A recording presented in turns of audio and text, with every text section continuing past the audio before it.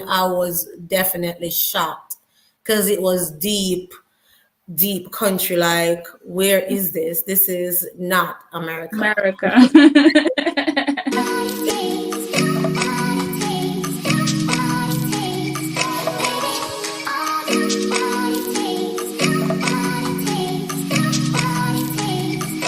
Hello, guys. Welcome to the Information Hub. Once again, I'm always up to something, and I always bring resource people to this channel. Any young achiever doing something great in their own field, I always bring them to you. And today, I went all the way to Jamaica and back to the US, and we have Dr. Britton here. If you've been following my channel, you know I talk about migration as a nurse into the USA. I've shared a video about how to migrate as a teacher in USA. And since I'm not a teacher, I have the resource person who has all the information for you to follow. I know you clicked on this video because of the title, How to Work in USA as a Teacher. And Dr. Britton is here to tell us all about what we need to know. Once again, I'm the lead consultant for USRN Pathway Consult. We help registered nurses, midwives, and psychiatry nurses who want to work in USA to come work in USA by processing your documents for you. Find us at our website. All the links will be in the description box, and any website that Doctor mentions will be in the description box. Go to the website, do your own thorough research. Things change every time. The information keeps changing daily, so make sure you are abreast with the information before you apply or start any application. Thank you very much. Please introduce my audience. Thank you, Priscilla. Thank you for having me. And I must say, I am excited to come and share with your platform. I've been checking out your YouTube channel as well. It's very informative. I know a lot of nurses back home, as well as your home country, are really learning a lot from your channel on how to become a nurse here in the United States. So as Priscilla said earlier, my name is Dr Britton, and I am an international teacher here in the United States. And yes, I'm from Jamaica. So I've been here in the United States for a number of years now, and I did come on one of those teaching programs that Priscilla might have shared with you before. But I will go in depth in other programs and also share with you a program sponsor that I'll be sharing tomorrow on my channel, who's currently doing a recruitment drive for international teachers. So I'm sure you're going to be learning a lot from this live today. Thank you very much. I'm so privileged to have you here. So, how did you even find out you can teach in USA? How did you arrive here in the first place? The information. All right. So back home, I was searching for different program sponsors, because that's what they're called, program sponsors that sponsor J1 visas. I know some school districts sponsor H1B visa, but let's focus more on the program sponsors.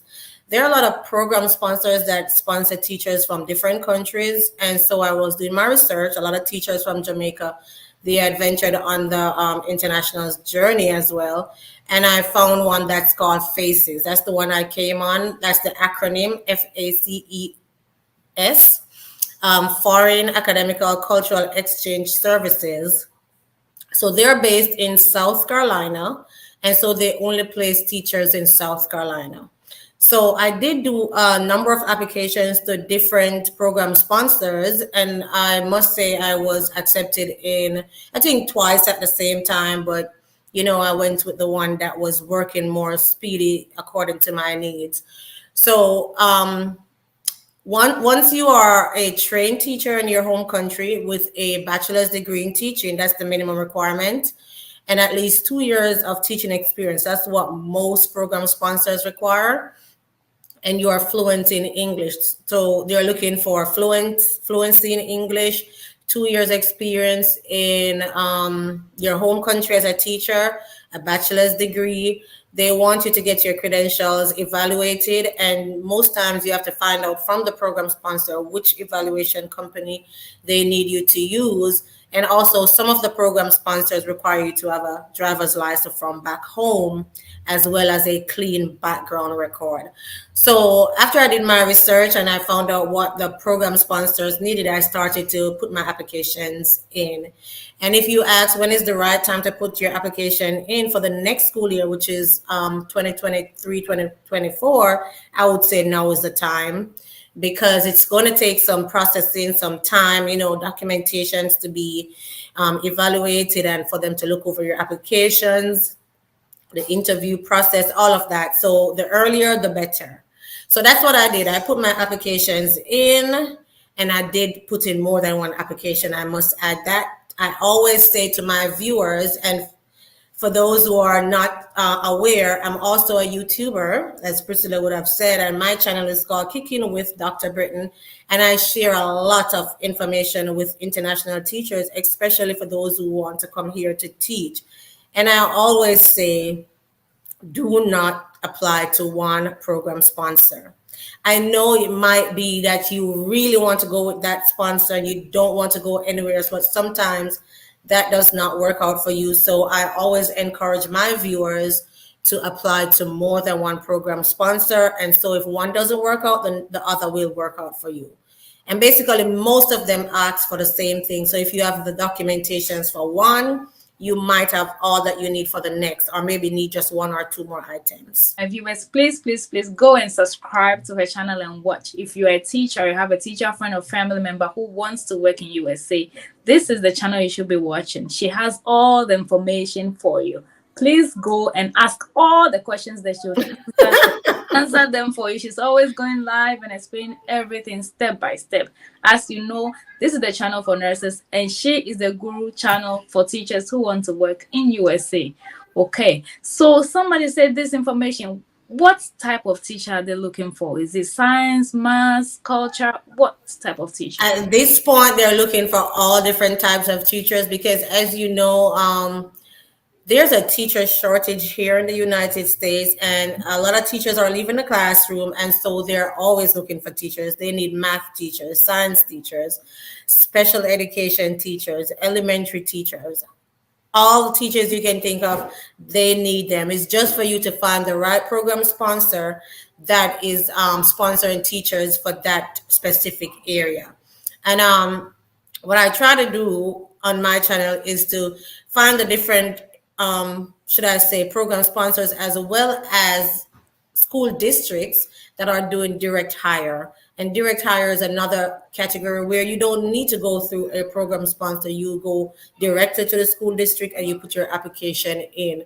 And that's one way to find out what they need. Go directly on their website and see what are the areas they're advertising and put your application in for those.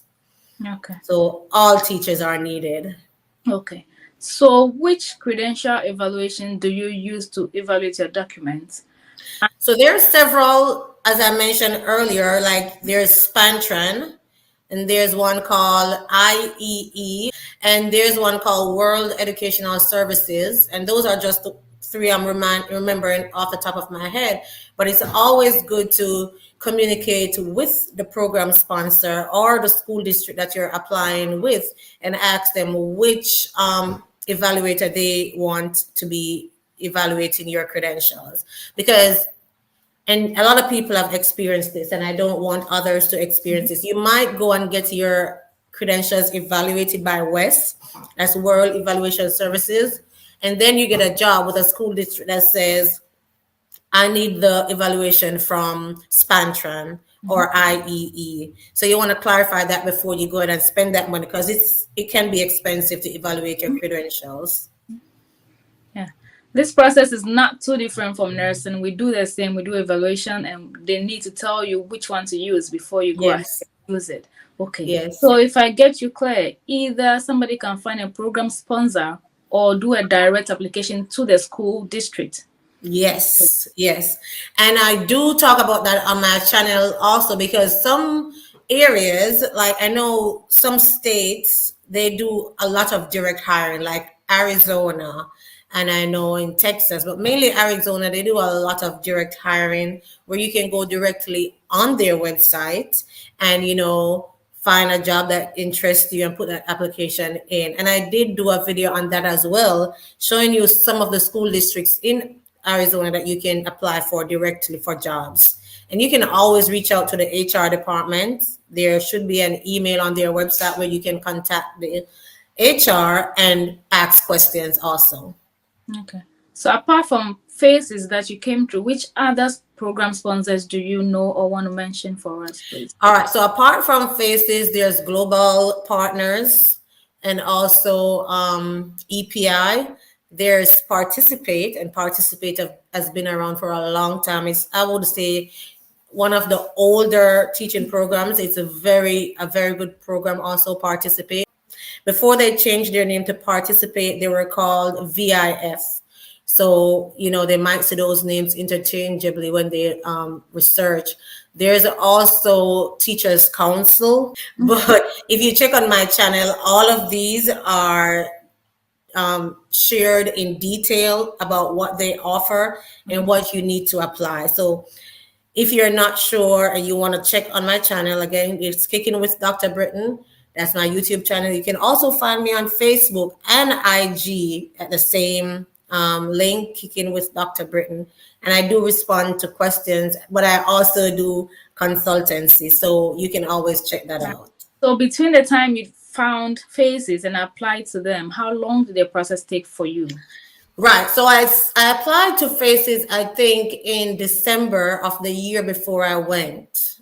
Maybe near November month end to December, all my, you know, my application was in and I was working on the other documents that they needed, like the credential evaluation, because they know those are going to take some time for you to upload.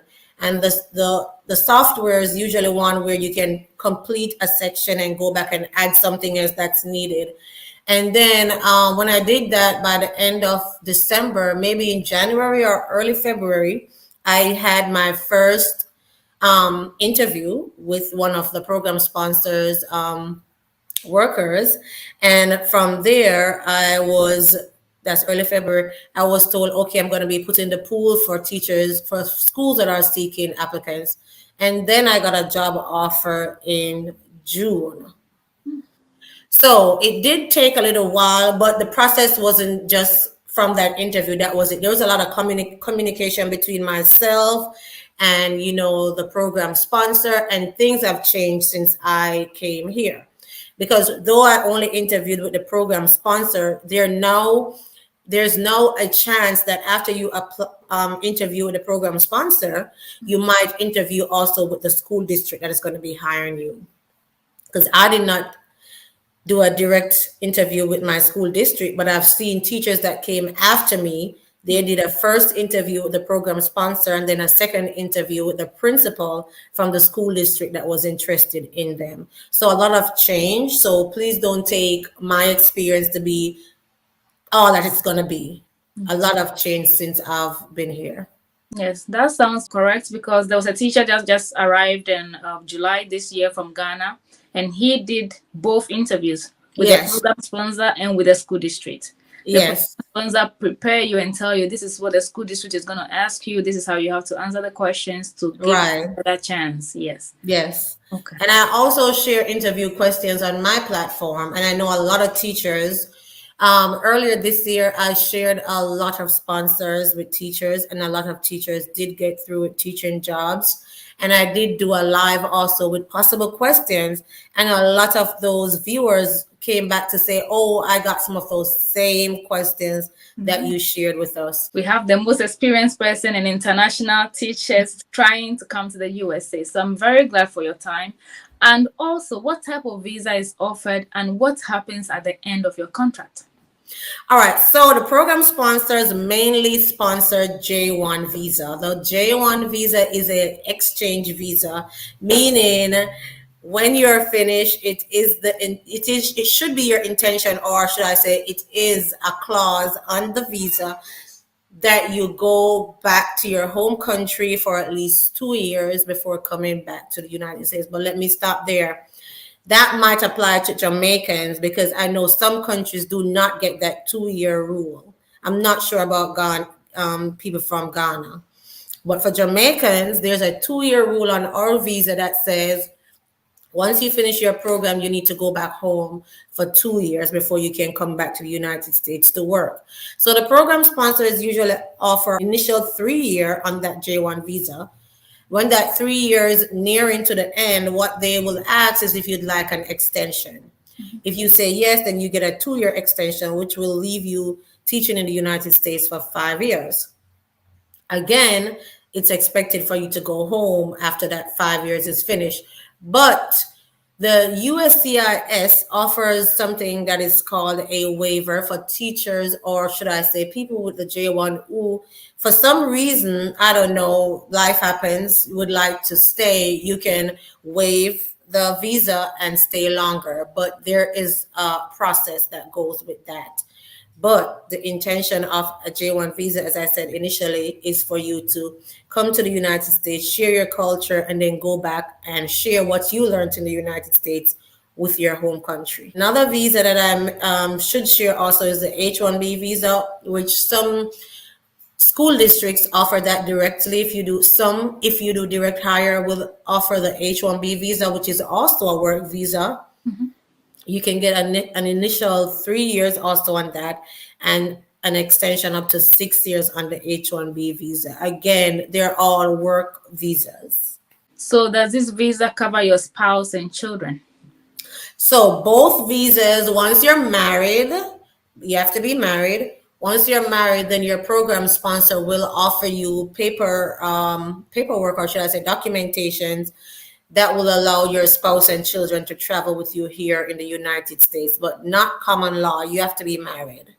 So the 2-year clause applies to the Ghanaian. To my fellow Ghanaians watching, there's a Ghanaian teacher who arrived in July, but for some reason he can't be on camera with us. But I have every information, just like how Doctor is sharing with us. So he also has a 2-year clause. He has a J1 visa, and his family is almost here. And he said you have to exit at least 2 years before you can come back. So mainly people go to UK and then they come back to continue. I'm told that the sciences are very much needed. Science, mathematics, and English. Yes. And is there any reason for that? And what if somebody doesn't teach any of these 3 subjects?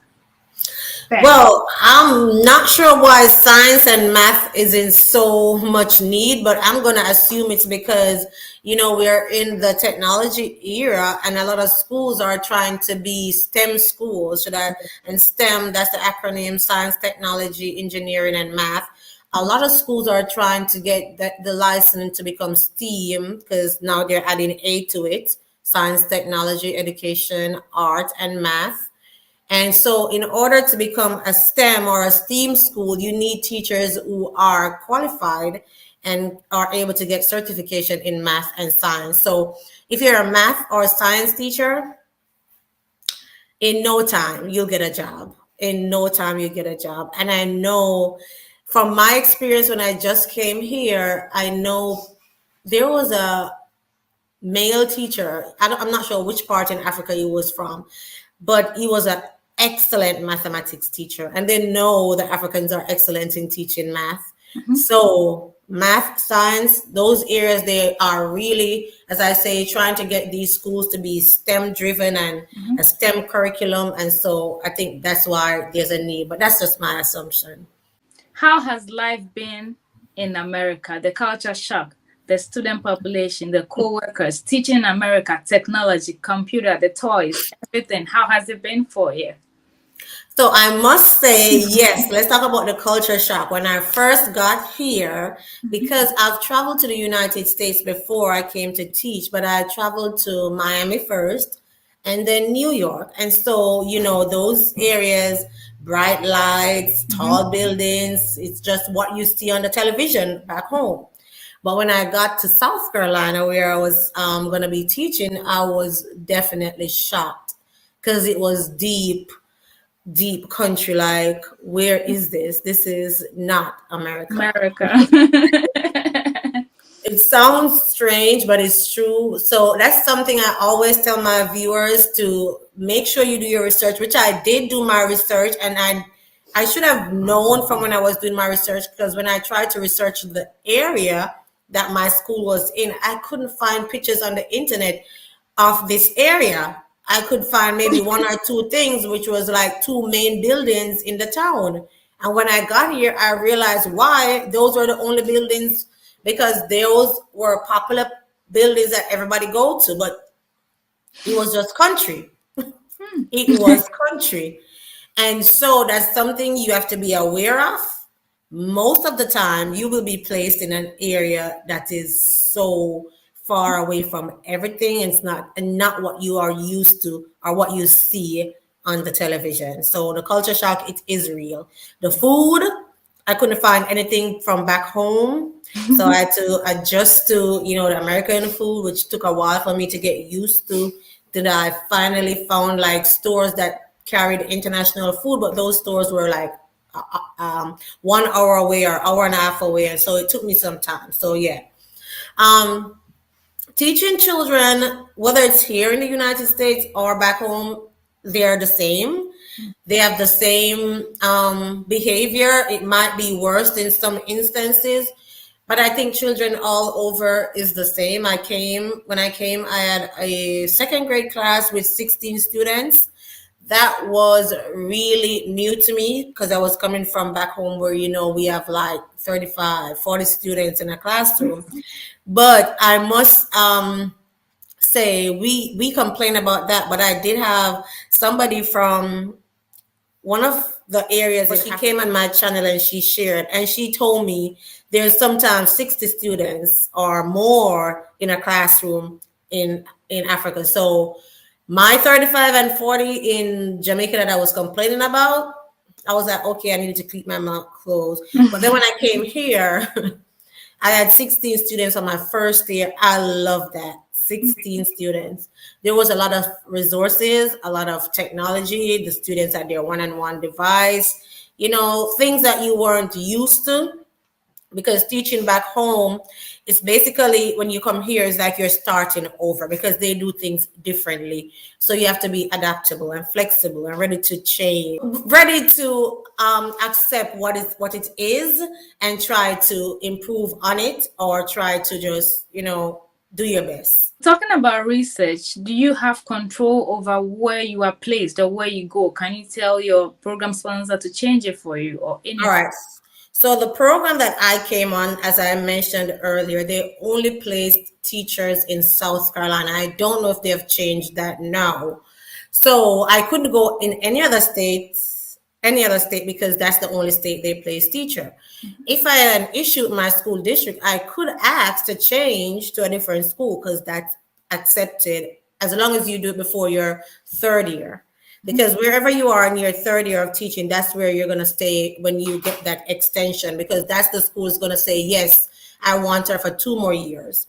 So in your first year, in your second year, if you're not comfortable, you can say, can I go to a different school district? So I had an option to do that. Some program sponsors, for example, EPI, they place teachers in South Carolina, North Carolina, Florida, and I think Virginia. So they have more states that they can place teachers in. And also the program sponsor that I shared earlier that I will be sharing about tomorrow on my channel at 6 p.m. EST, they place teachers in a lot of states, to include Alaska, Arkansas, North Dakota, Texas, Virginia, Connecticut, Florida, so many different states they place teachers in. So if the teachers are looking for some type of flexibility or a specific state, they want to check out those program sponsors that sponsor for the specific state that they want to go to. Okay. So any mistakes you made along the line in your application process, or anybody has shared with you, any tips you want to leave with teachers who want to embark on this journey? So first of all, you want to make sure that you're ready for the journey. You want to put your documents together. You can always look on the program sponsor's website. And I say all the time on my channel, I don't work for these program sponsors, so I can just share what I have experienced from, being here, learning from other teachers, and I can get information from their website, which you can do also. If you go on their website, you can see what is it they need and, basically where they place teachers. So what I would say is, if you are ready for the task, you can get your documentations together and start putting your applications in. You will be interviewed by, in most cases, the sponsor first before they, send you on to the district personnels. So you want to make sure that you're doing things in an order that is acceptable. And if you're not sure, always reach out to the program sponsor and ask questions because they're happy to assist you. So With the program sponsor, do they sponsor your trip, your application, the amount you spend? Did they reimburse you? Did they pay for your flight ticket? Did they provide you housing? What do they do for you, really? So every program sponsor is different. My program sponsor that I came with, and I'm not sure if that's how it is today, they sponsored my airfare. And when I first got here, they sponsored also, my hotel stay until I found somewhere to live. But there are program sponsors that I've learned from other teachers. They do not sponsor airfare, and they do not put you up in hotels when you have to basically plan those things ahead before you come here. So that's something you also need to ask your program sponsor, and they should be upfront with letting you know what is it they offer and what they don't offer. Okay. Thank you very much for sharing. As I said, I'm a nurse. She's the teacher in this field. And if you need more information, if your questions have not been asked or has not been answered, you know where to find her. So please tell me all of your social media handles, your YouTube name, IG, Facebook. Where can they come and ask questions and subscribe to your channel, of course? Okay, so my YouTube channel, which I did say I'm going to share with you a live for tomorrow. I'll let you know that soon. My YouTube channel is called Kicking with Dr. Britton. My IG channel is also Kicking with Dr. Britton. And my Facebook channel, Kicking with Dr. Britton. I'm also on TikTok, but it's not called Kicking with Dr. Britton. It's called Dr. WB.